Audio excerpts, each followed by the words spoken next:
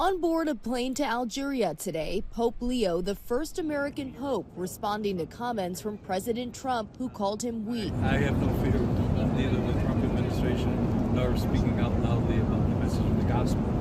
And that's what I believe I am called to do, what the church is called to do. President Trump making the comments on Truth Social, saying, "I don't want a pope who thinks it's okay for Iran to have a nuclear weapon, and I don't want a pope who criticizes the president of the United States." The president later posting without comment this AI-generated image of himself depicted as Jesus Christ dressed in biblical robes and placing a hand on the forehead of a man in a hospital bed.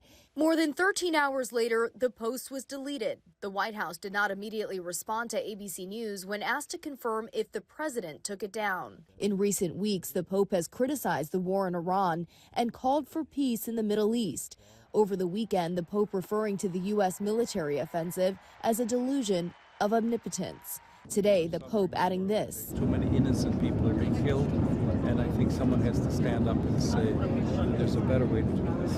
I do not look at my role as being political or politician. I don't want to get into a debate with him. Pope Leo said things that are wrong.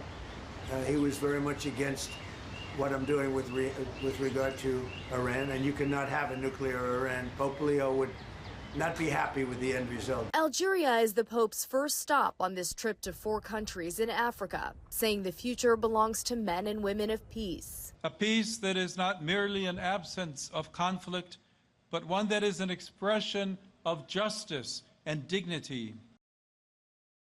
Trump ally Bishop Robert Barron of Minnesota says the president owes the Pope an apology, calling the comments inappropriate and disrespectful. Rena Roy, ABC News, New York.